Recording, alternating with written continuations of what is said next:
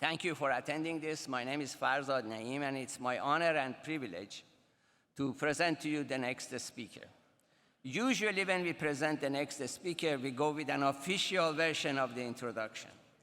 This is a special case, though, so I'm going to give you two versions of introduction, a personal one and an official one. Now I start with the personal one. Ashraf and I have many things in common, to start. We both grew up playing what everybody except Americans call football, they call it soccer, in the dirt alleys of old cities. For him in Pakistan, for me in Iran. We both studied engineering, came to the United States and followed it, and we both had intense sort of fascination with structural analysis and design, and particularly structural analysis tools and computer programs and software. That's sort of where the similarity ends, because he is much sharper than I am, and he is much better than doing that than I am. And I'm going to give you an example of that in a minute. So we both sort of got familiar with the same concepts of analysis, which was developed generally by Professor Ed Wilson of UC Berkeley. And we both started developing programs. He continued doing the program development and formed his company, and you see he is here. He is, developed the best company there is for that.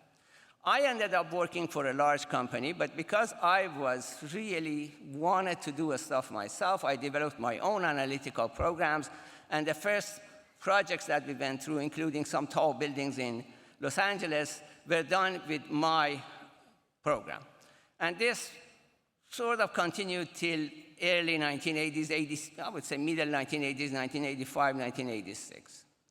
Then, we had a company with 100 engineers, at least, and stuff like that. Then I came to a realization. At that time, it was not easy. But I came to a realization that, God damn it, his software is better than mine. So I told the company, stop using my software, use his. And from that point on, we started using CSI Ashraf software in the company. And then the company grew. At the time, we had 300, 400 engineers. And I had his software accessible on every engineer's computer in our company. Years passed. About, I think, 10 years ago, 2014 or something like that, I came out and I started my own small company. About 6 months after I came out, I received a phone call from the IT department of the old company that I was working at. And they said, well, it is time for us to renew our CSI software.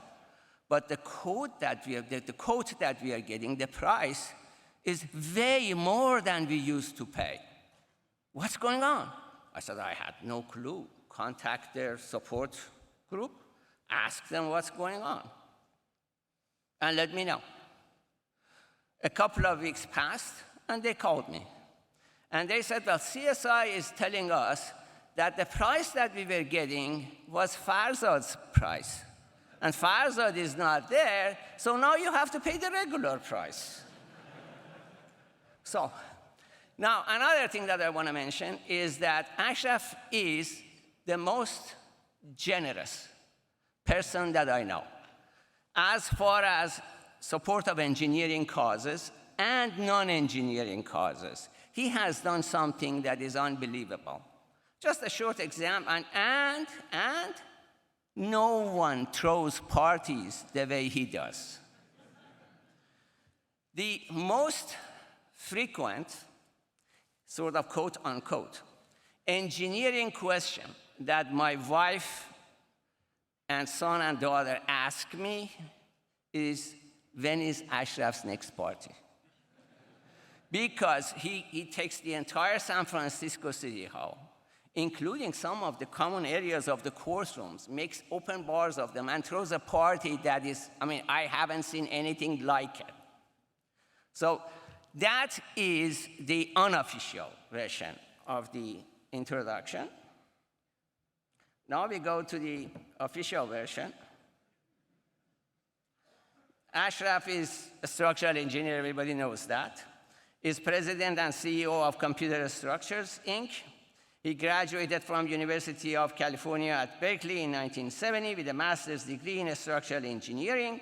He founded CSI in 1975 and has led the development of CSI products, including SAP 2000 and ETABS, for nearly 5 decades. Today, CSI is recognized globally as the pioneer in the development of software for structural and earthquake engineering. CSI software is used by thousands of engineering firms and is the choice of sophisticated design professionals in over 160 countries. Ashraf also has been and has a keen passion for the arts and social causes. He is a co-founder of the critically acclaimed Diablo Ballet and the founder of the Engineers Alliance for the Arts, an organization that involves school children with technology, focusing on the artistic aspects of bridge engineering. Ashraf regularly donates his time and resources as a speaker to support humanitarian organizations, hospitals, and educational institutions worldwide. Ashraf has donated software to thousands of universities to ensure that the technology necessary to produce seismically sound structures reaches everyone.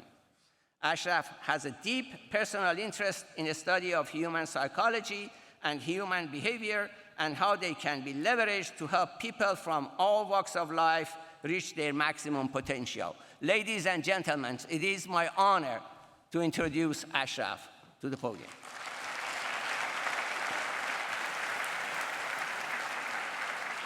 Thank you, Farzad. You know what? I don't want to stand up there. It's too far. You know, I want to come a little closer.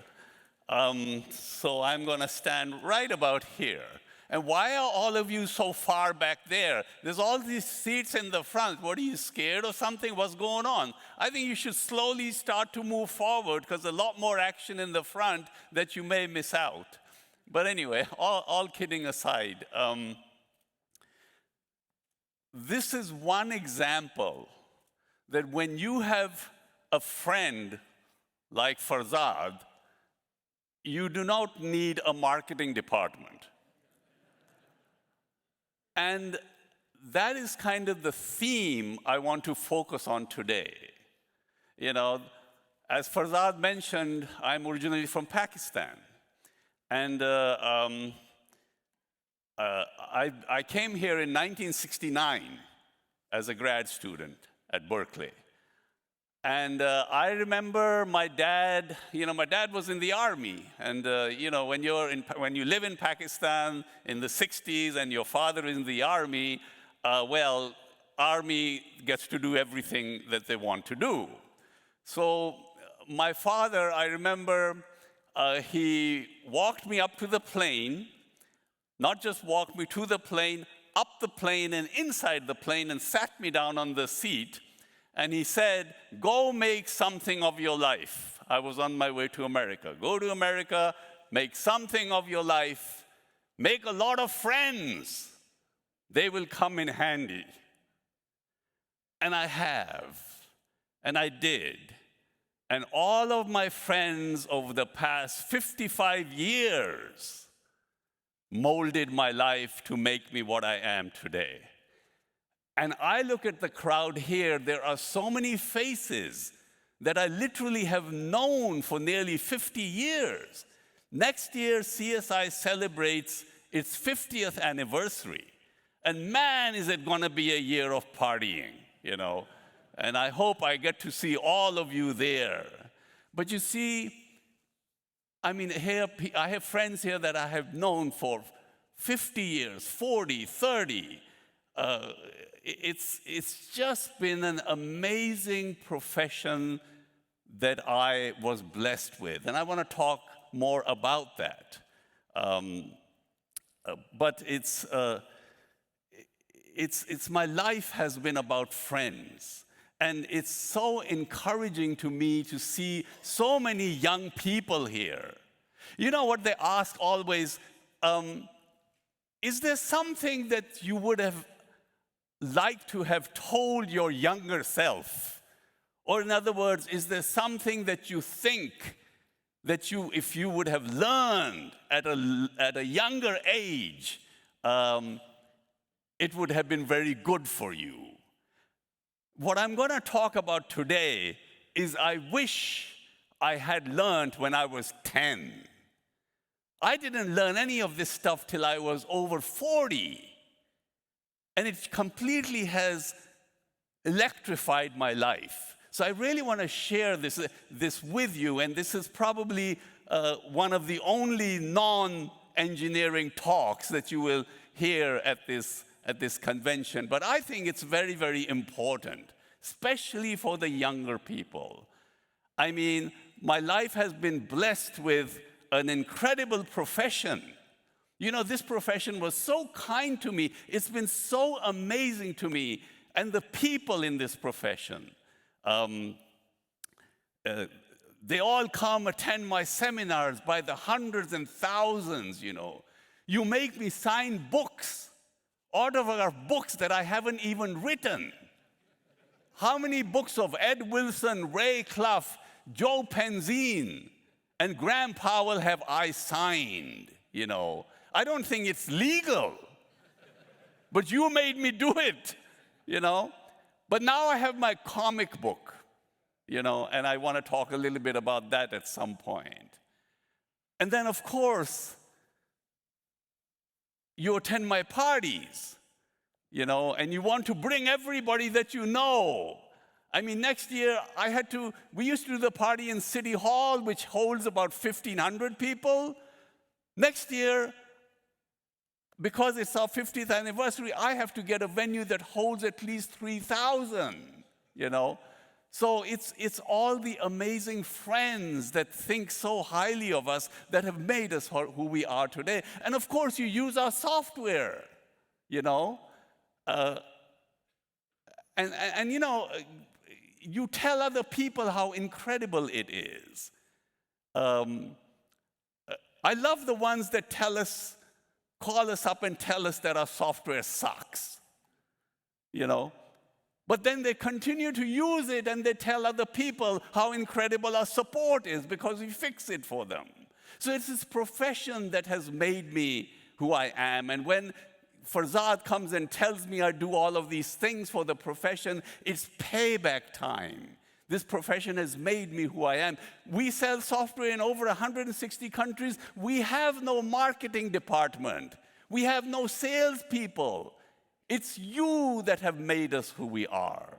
So I'm here to celebrate all of you, you know. I mean, look at it yesterday. I came to the convention. I entered the door. I wanted to get a drink, but the drink was way at the other end of the hall. It took me 2.5 hours to get to the other end because everybody wanted a selfie with me. And by the time I got there, the bar was closed. You know, that's what you do to me, you know. So I am so happy to be here. I mean, you know, I have to congratulate the organizing committee. Rui, you've done such an incredible job. This is not an easy job. And to see all of you from all over the world that have come here together for a common cause that is so noble. So I'm here to celebrate every one of you, you know. And if I have to celebrate and party with you, I don't want to wear this. You know, they make me wear this because they tell me I have to look respectable. I don't want to look respectable. So I'm going to take this thing off, you know. And I'm going to have a little costume change.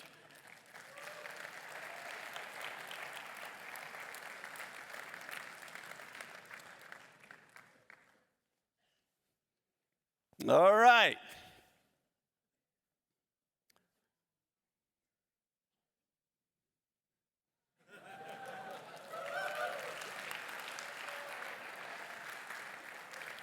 Okay.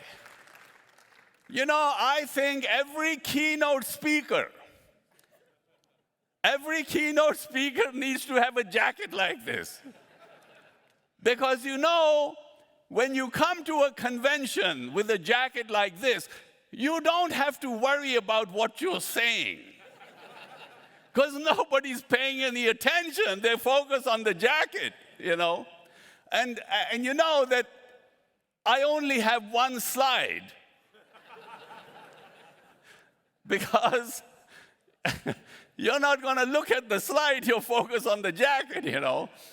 So, and of course, you get invited everywhere. I mean, why do you think I'm here? They don't really want me. You know, I want to talk about human engineering. Everybody wants to hear technical stuff, you know.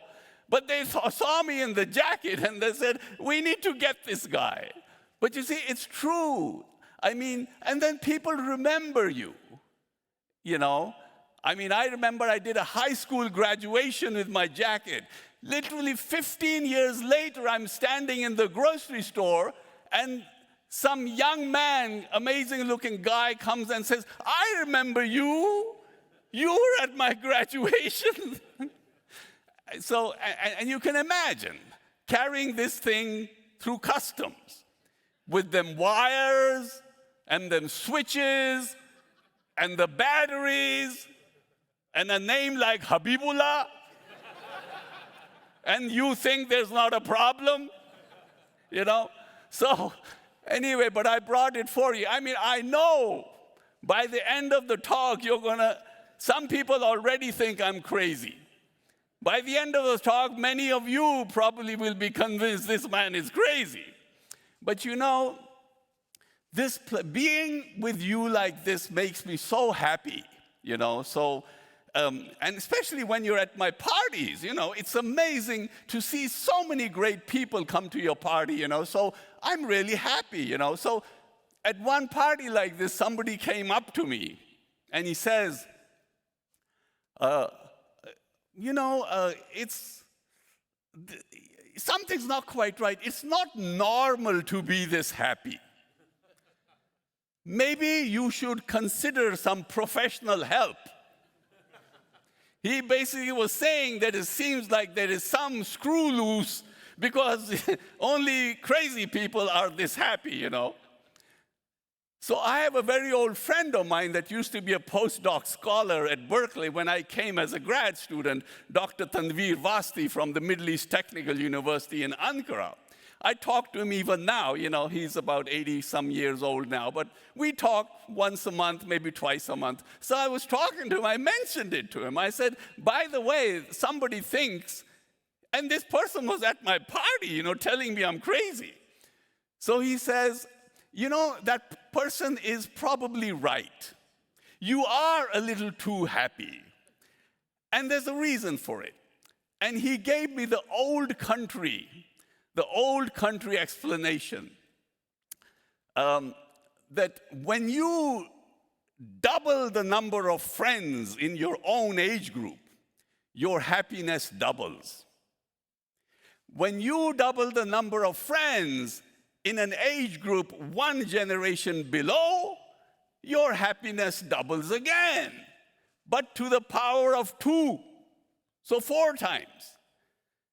Third generation to the power of 3, 8 times, 16, 32, 64. Well, I have friends, and I know when I leave here, I will have friends probably in the 7th generation, you know. I mean, students call me up. I'm going to be 80 years old pretty soon. Students that are 18 are calling me to have coffee with me. People ask me, what do you have to talk about? How does an 80-year-old man talk to an 18-year-old student, you know? But there is so much to talk about. And the things I'm going to talk about today are the things that I think are directed to the younger generation because I think you need to know this. Let's start by me telling you how incredible our profession is. Because I have seen that even professionals that have been in the business 40 years, they look at me every now and then and say, I never thought about that. You know, I grew up being taught that human beings are fundamentally created to make the life of another human being better. It's part of our human chemistry. It's not religion. You can say it's religion. But it's the way we are built. It's part of our basic constitution. And I will talk more about that later. The beauty about engineering is that we make life better for all of humanity on a daily basis. I mean, that's what you do. Look, I mean, your retrofit work, it preserves our incredible past, our history. Your new work builds the future. But you know, as earthquake engineers, what you do? You are in the business of saving lives. You know what happens when an earthquake comes in a region where your technology is not used. Hundreds of thousands of people actually die. And when your technology is used, say in a city like Seattle, where a same 7.2 earthquake comes, one person dies. That too from fear of the earthquake. Nothing to do with the physicality. He has a heart attack. That's the power of your profession. If every metropolitan city is a testament to the grandeur of your work,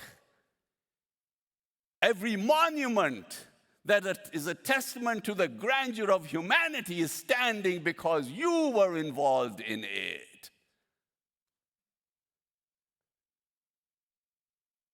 Your profession represents progress, prosperity. It's a profession associated with happiness, laughter, entertainment. That's what your profession is about.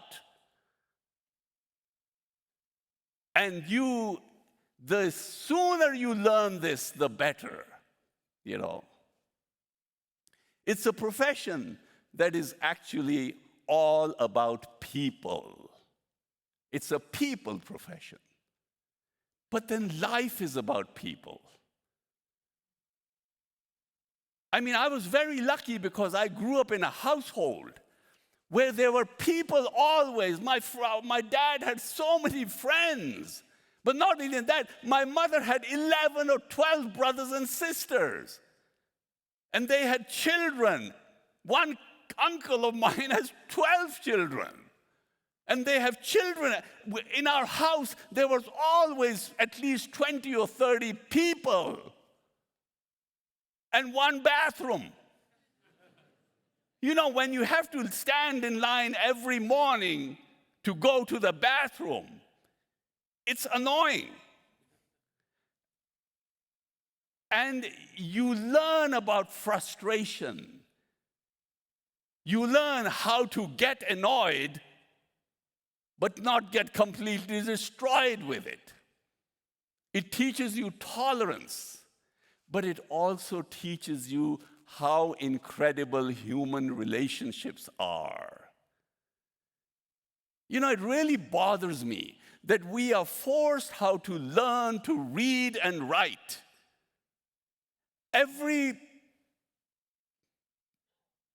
Everyone that we deal with is a human being. Our bosses are human beings, our friends are human beings, our subordinates. Every person on the street is a human being. The question becomes, why are we forced to learn how to read and write, but nobody forces us to learn anything about human behavior, about human psychology or human chemistry? Why do people do the crazy things that they do? If we studied human behavior, we would know why, and maybe we would be a little more tolerant.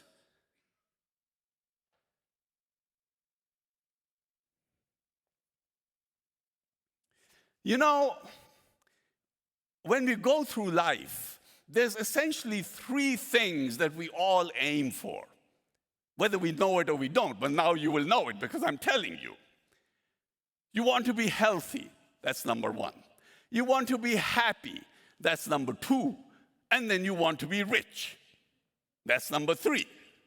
Well, in that order, believe me. Now, of course, you young people are sitting there and saying, hey, just make me rich. Don't worry about my health and happiness. I can take care of that, you know. But you see, now listen to this and learn it well, because these 3 things that we all as human beings desire, they all involve people. There's a study out there published in the Harvard Medical Journal, where they went and they studied 100 people over 100 years. They followed them. And they studied their level of health, see how healthy they were through their whole life. A lot of them have already passed away. There are few left. But the study started way in the 1920s and carried on for 100 years. What they found out, that the healthiest people were not those that didn't smoke. They were not those that didn't eat junk. And they were not those that exercised, had a lot of physical activity. The healthiest ones were those that had the most human relationships, the most meaningful human relationships. Those were the people that were the healthiest. In other words, those that have the most friends, that were there forever. I got to grab my water, please.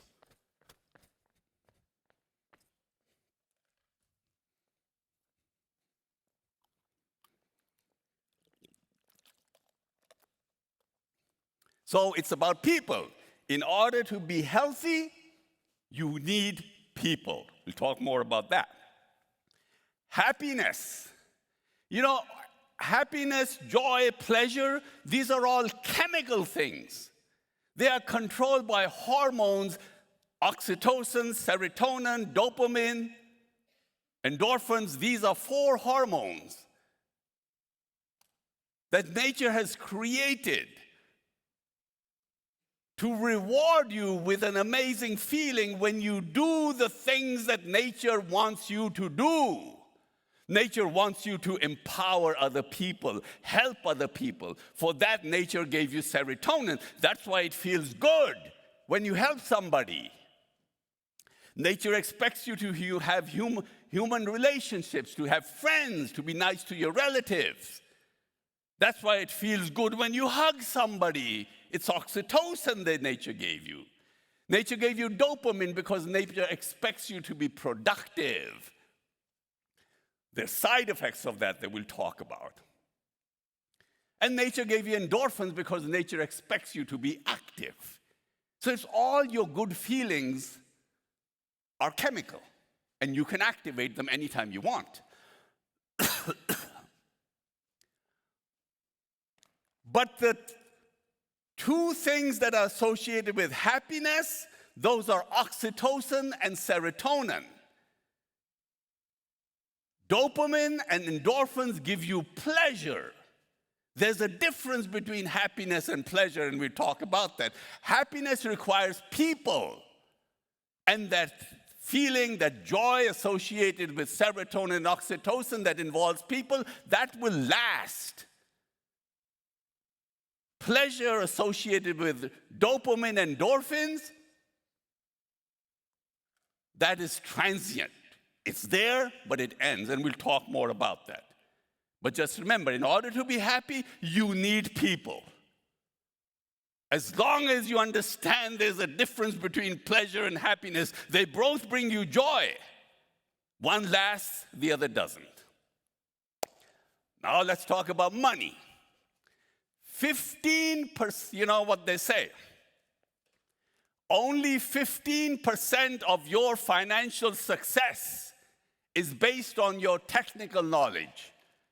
In other words, all this stuff that you are learning here, all the stuff you learn through your PhD program, that only contributes 15% of your financial capability. The other 85%, that is what they call associated with human engineering. You have to learn about human engineering in order to activate the other 85% of your financial capability. In other words, if you learn something about human engineering, your income could go up 700%. Why aren't we doing it? Believe me, I know it's a fact. It works. And that's why I wish I had learned this when I was 10. We could be billionaires by now, you know? So let's talk about what is human engineering. Human engineering is your ability to deal with people. That's all. So what does that mean? It means your ability to lead people so that people will look at you and say, hey, I want to do what this guy is doing. I'm going to follow this guy. Your ability to inspire people so that they will do more than they will now after they met you.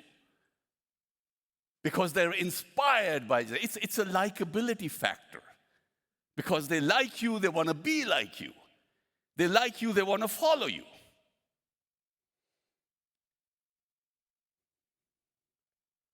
And then to have influence over people. So people, because they like you so much, they will do anything you want them to do without you even asking them to do it. So it's all about being liked. You know, for you young people, remember, when you apply for a job and you get a call for an interview, they don't want to know anything about what your degree is, or what your education is, or what your specialty is. You've already told them that. You already sent them a 5,000-page resume that's got all that crap in it. And they're calling you for an interview. They don't want to know any of that stuff. They already know it. What they want to know is, are you likable? When they take you to lunch, they want to see how you interact with the people. They want to see how you treat the waiter. They want to see how you drink water. They want to see how you make a decision. Do you take 20 hours to just decide what you're going to eat? That's what they're looking for. And you go there and you're thinking, I'm going to show them, dynamic analysis, performance-based design, all the kind of stuff you're going to present. And they don't want to know anything about that. And they find out you don't know how to order your food, and they write you a letter saying that your capability don't quite match with what we were exactly looking for. But we wish you well. Your capabilities are amazing, which they probably are. But we don't like you. That's what they're saying. And then you look at that rejection letter and you go take more courses because you think you're missing something. You need a course. You just need this lecture. So the basic question then comes down to, what makes people like you? What makes people like you? Have you ever thought about that? Why would anybody like me, for instance? Because I have this amazing jacket? How about my Italian Madonna boots? Or this amazing hat that I have? It's got nothing to do with that. Now listen to this one sentence and remember it. People like you for only one reason. And that one reason is how they feel about themselves when they are in your presence. If you can make a person feel like a gazillion bucks, they will come back to you again and again and again. It's called the serotonin factor. Like, when I do something nice for, okay, say you get a serotonin rush, you glow. And when I see you glow, I glow. And if you are watching this interaction, you glow. Why do you think game shows are so popular? You know, a girl is on the television winning a car, jumping up and down. And the host is happy, smiling, giving her the car. But what about all these people in TV land by the millions that are focused in looking at the game show? They ain't winning jack shit, but they're tuned in. What are they getting? They're getting serotonin rushes. Why do you think we have graduation ceremonies? I mean, my God, you did your coursework. You paid your fees. Why don't they just email you a PDF and say, hey, congratulations, your PhD degree, adios amigos, I'll see you later. No, they spend millions of dollars doing this stuff, flying in from all over the world. Not only my son is graduating, my son's granddaughter is graduating. I'm going to, for what? They're addicted to serotonin. They're going for their serotonin fix. They're all the grandmas and grandpas. They're all a bunch of drug addicts. That's what they're doing.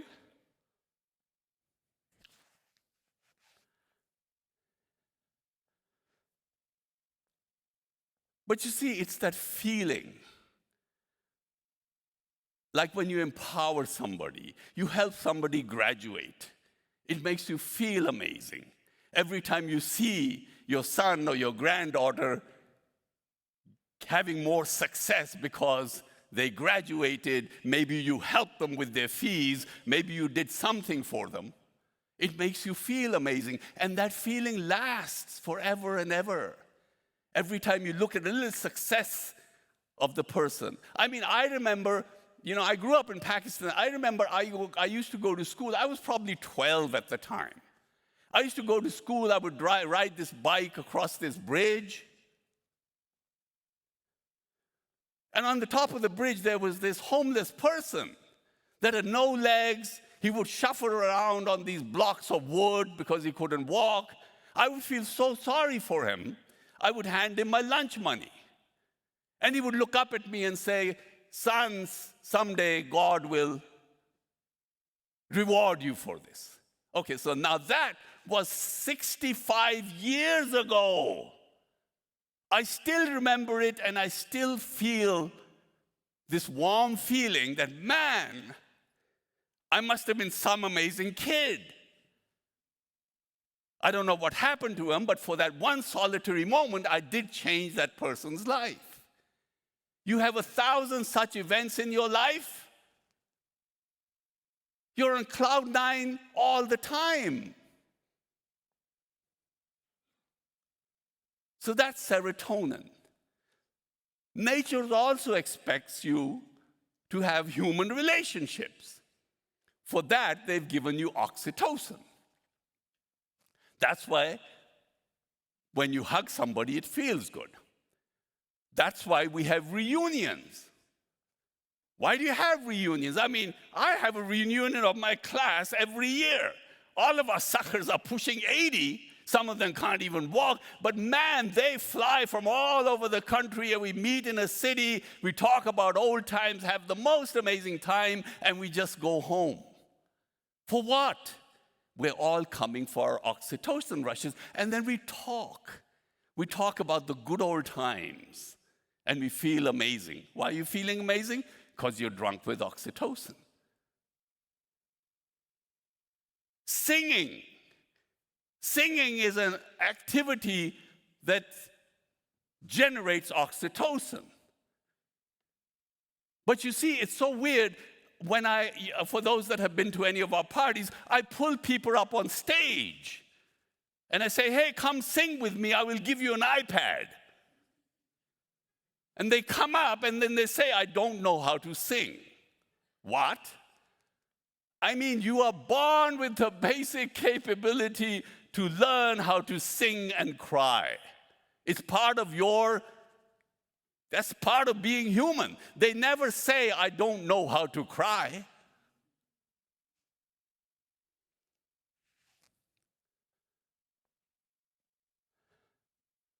Talking about singing, are you guys going to the Taylor Swift concert? It's happening next week, right here. They arranged it for you. But singing is, like, I love singing. I've been singing all my life. Yes, I don't sing the way Adele does, but then Adele doesn't sing the way I do. Now, whether she wants to or not, that's not the point. And it's an amazing, powerful thing. From the very beginning, all of our software that was developed at Berkeley originally was all for earthquake engineering. And when I started CSI, I would travel all across the world, demoing the software and talking about stuff. But we used to go to all these earthquake areas. And it turns out that 90% of the countries where they speak Spanish, there are earthquakes. Don't ask me why. Maybe it's the amazing love for life that they have. They know how to celebrate. They know how to sing and dance, that the ground has a tendency to shake underneath their feet. So when I go there, this is how I start my seminar. Yo nunca pensé que pudiera querer con esta pasión que me quema la piel. Volar por tu cuerpo es el cielo tocar. Quiero contigo llegar una noche más. Oh! Now, I have the foggiest idea what that means. But that's not important,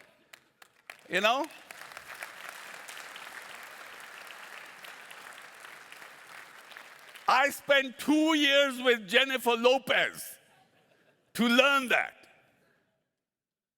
And when you sing that song as the opening of a performance-based design seminar, you can do nothing wrong after that. Everybody's drunk with oxytocin. You can sell them horse shit and they'll buy it. All kidding aside. But you get the idea. It's just the fact that I took 2 years to learn that song because I love Latin Americans. And, it's just I just made so many friends to this day. 10 years later, somebody will come up to me. I remember you sang Una Noche Más. That was very good. It's oxytocin. And then, this is all human chemistry. This is the way we are built. Like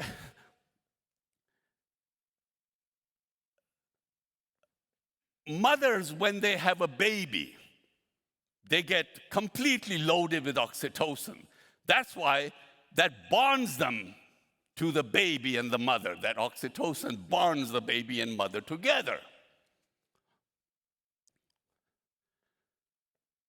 And if that wasn't the case, the ugly babies would be left at the hospital. And some of those babies, to be honest, are kind of ugly. They've been dunked in water for 9 months. You know how your skin gets when you swim for an hour. So it takes time, but you see, nature has given you oxytocin. So that the saying, a baby only a mother could love. Because she's drunk with oxytocin, she doesn't know what she's doing. you know. But you see, this is just the way nature works, you know. And it's about connecting with people, interacting with people. It's about people. And in this day and age, loneliness is an epidemic of our times. The pandemic didn't help, you know. I mean, I grew up in Pakistan. You know, you never bought anything in Pakistan unless you haggled over price. You want to buy something, the person selling it wants 50, you offer them 2. And you haggle back and forth until you settle on 15. But in that process, you knew how to interact with people. We've forgotten how to do that. Shopping is not, when I first came to America, I went to J.C. Penney, and I'm like, what do you mean? I said, it says $42. I'm like, what's the real price? Well, this is the real price. It doesn't work that way in America. But you know, I always in the beginning, doesn't make any sense at all. You write a number and I just pay you? What's that about? But you see, but that's so true, you know. It took time to me get used to that thing, but yeah, now I am. But you know, now all this, you know, you order stuff on Amazon. You don't even talk to anybody. You don't even interact with a salesperson to give them a credit card. You order it on Amazon, and in 2 hours, it's on your doorstep. There's no waiting. The anticipation, it's all gone. Used to be you go to a movie, you stand in line. By the time you get to the window, the whole cinema is sold out, and you're disappointed. Now you just watch it on Netflix. You watch 20 weeks of shows in one night. What is that about? I mean, we used to watch All in the Family. You had to wait a whole another week. We watched Dallas. What happened? What did JR do? You know, we wait a whole week to find out. But that's used to have a sense of appreciation. Those value systems are all dead. And then there's dopamine. Dopamine is given to you because nature expects you to be productive. It's the feeling that you get when you complete a project. You know, oh my God, project's done, drawings are out the window, you know, everything's great. You know, that feeling of accomplishment, that's dopamine. Like every Saturday, you make a list of things that you got to do, and you go to the grocery store, tick it off. Every time you tick off something, you get this feeling, yeah, tick off, tick off. You walk by the laundromat, and you say, oh, I got to pick up my laundry, but it's not on your list. So you go in, pick up the laundry, come out, then you add it to your list. Pick up laundry, and you tick mark it. Why do you tick mark? Because unless you tick mark, there's no dopamine. That achievement comes with the tick mark. You see? But dopamine has a downside.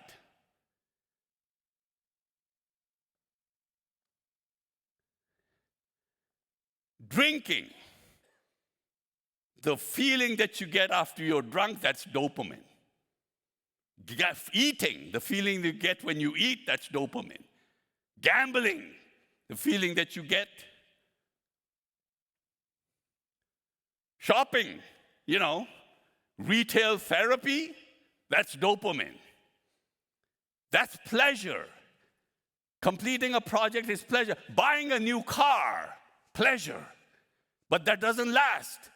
A week later, it's an old car. No fun anymore. Eat the food, pig out all night, wake up in the morning, dopamine's gone. Pleasure items are dopamine. Also, the bad thing about it, most pleasure items, they're addictive. Addicted to food, addicted to shopping, addicted to drinking.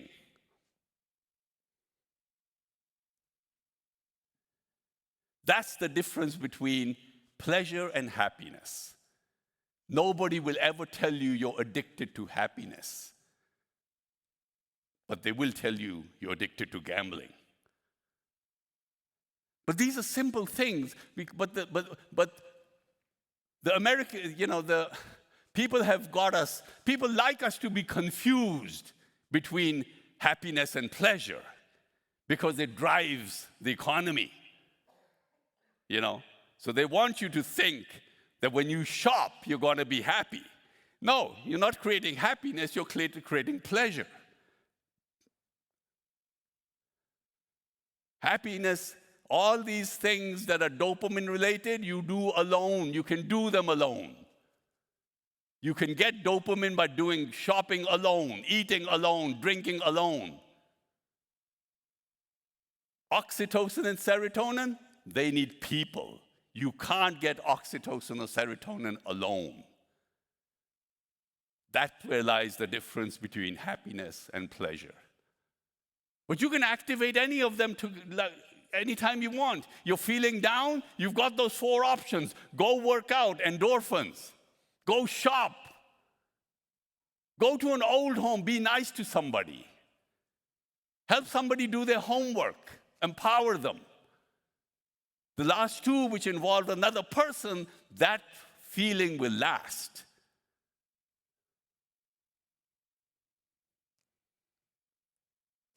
So you can see that life is not that complicated when you want to be happy, or rich for that matter, or healthy. And then to be involved with the arts.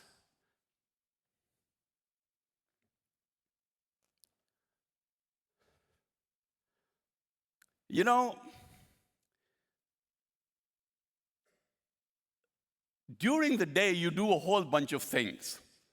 Okay? At night, you go to sleep. When you go to sleep, your brain goes through everything that you did during the day, over and over. It replays your whole day. And anything that you had an emotional response to, which actually either made you cry, or made you feel, or made you love something, or made you smile, the brain creates a deeper groove in your memory. So those are the things that you remember. That's why when somebody is nice to you and you end up crying, you will remember that. And if you have the power to do that to somebody else, they will remember you. And if you empower somebody at a time when they are incapable of doing anything for you but to say thank you, when the time comes that they can do something, they will go look for that thing that makes you happy and make sure that it gets done.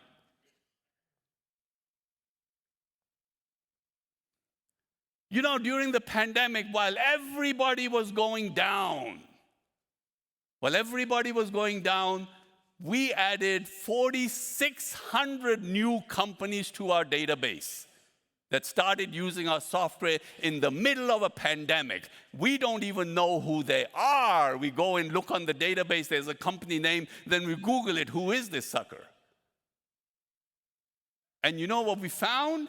That a lot of them were young professionals that have just found their first job. They go into companies that are not using our software and they say, if you buy this, I will hit the ground running. Because that one person has either been to our parties or has received a scholarship for something that CSI did, or they've just used our software. We give free software to tens of thousands of universities across the world. But you see, that's when you do something for people without any expectations in return, nature has a tendency to reward you 10 times over. But it has to start from you. You can't say, what are they doing for me? And the arts is an amazing thing from that standpoint because it gives you the capability, whether you're an artist that is singing an amazing song, or whether you have acting or telling a great story. And we don't have any exposure to the arts in engineering. And then when engineering and when technology and the arts interact, it becomes even more amazing. Why do you think Apple products are so popular? It's beautiful art. It's amazing technology that's wrapped up in beautiful art. Every product that they have is a piece of art. Why do you think Taylor Swift concerts are so amazing? For people that don't even like Taylor Swift's concerts, they should go to see it just because of the technology that she uses. The impact that has. And of course, there's the music, an intersection of art and technology. When you place your life on the crossroads of art and technology, your life becomes magical.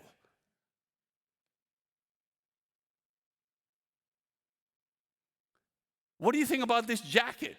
It's amazing technology in this beautiful color. It's all run by a controller that's programmed. It's actually done, these are produced by somebody that used to make jackets for Michael Jackson. She's actually a biomedical engineer that actually decided that she's going to make stuff like this for the likes of Katy Perry, Lady Gaga, and Ashraf. But it's just so important to know that. I don't know how many of you went to the opera the other night. Look at the technology that they really intersected art and technology. It's just an amazing. Again, thank you for the association, for arranging that, for taking us to that amazing performance. It was a complete I was sitting there looking at it and like, wow, this is again a true example of a crossroads of art and technology, And then to learn public speaking. We have so many stories to tell. And public speaking is not easy. I'm the kind of person, if there were two people sitting across the table and I was speaking, I would have sweat running down my back. Now I could have 50,000 people in the audience and I don't care, but it's an acquired talent. You're not born with this. You're born with nothing. Everything is acquired. You know what they say? Public speaking is terrifying. You know what they say, that especially when you're speaking at a memorial service. You would rather be the person in the box than the person on the podium. That's how bad it is. And the thing is, we have stories that we have to tell. Because if somehow engineers, especially structural engineers, they are only in the news when the news is bad. A building falls down. In San Francisco, there's a building that was tilting. It was in the news every day. Every day. Ron Hamburger defending the building, giving his solutions, talking to the press every day. And then Ron came up with this brilliant procedure to fix the building. Nobody talked about that. We need to talk about that. We need to learn how to face the camera. You see, I don't go anywhere unless I have my camera person and there's a video crew. Because I learned that from Madonna. Everybody can teach you something. Famous quote, what's the point of doing anything unless it's on camera? When it's on camera, the whole world gets to see it. When it's not on camera, only you get to see it. So I think it's something that we seriously need to think about. So many stories to defend ourselves. Our technology is so amazing.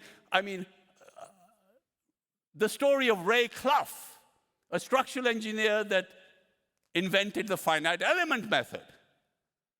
The finite element method, for those that don't know what the finite element method is, it's an analysis method that's used in the design of everything. The plane that brought you here, the car that you drive around in, every building, every bridge, all of the technology that CSI has based on the work that Ray Clough did and Ed Wilson. The blender blade that made your Frappuccino at Starbucks this morning was designed with the finite element method. The grooves of a potato chip for maximum crunch, designed by the finite element method. But the other day I was at an engineering meeting. There were 100 people in that meeting, and the question came up, do you know who Ray Clough is? There were only 3 people in the audience. A person whose contributions to humanity are greater than those of Bill Gates and Steve Jobs combined, and we that are in the same profession don't even know who he is. And then we wonder why we don't make more money.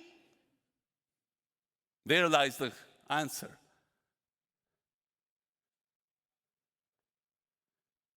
So I'm running out of time, but I just want to finish it with one story to kind of tell you how crazy I am. So years ago, I had a dream. I had a dream that I'm in Sweden, and they're giving out the Nobel Peace Prize. And what's he laughing at? See, that's what I mean. I mean, your contributions to peace, if all of the buildings fell down and there was no food to be delivered because there are no bridges out there, people will, you don't think there would be any peace. People will be eating each other because they're hungry. It's because of your work that buildings don't fall down. It is because of your work that all this stuff that we are now doing associated with resilience, so we have continuous functionality. It's all stuff that contributes to peace. So I was dreaming, and the person said that we give the Nobel Peace Prize of so-and-so year to the earthquake engineering profession. I'm like, wow. And they had this whole thing why they were giving it to the earthquake engineering profession. It was so profound that I woke up and I grabbed a piece of pencil and paper and I wrote it down because I really didn't want to forget what they said. And I put that in my comic. Can I borrow that? Okay. So listen to this. This is what they said. For all the buildings that could have collapsed but didn't, for all of the bridges that could have failed but didn't, for every dam that could have burst and flooded all of humanity but didn't, for your talent, time, and technology that have saved tens of millions of lives and spared humanity from death and destruction, preserved and protected progress and prosperity for all of us today and for countless generations to come. For all of your immeasurable contributions to peace and prosperity, we hereupon endow the Nobel Peace Prize on the earthquake engineering profession. On that note, thank you very much.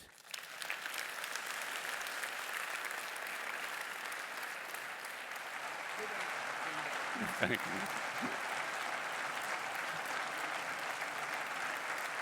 Whose is this? Oh.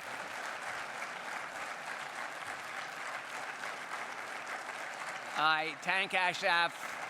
It is very pleasurable that I don't even need to ask you to applaud him.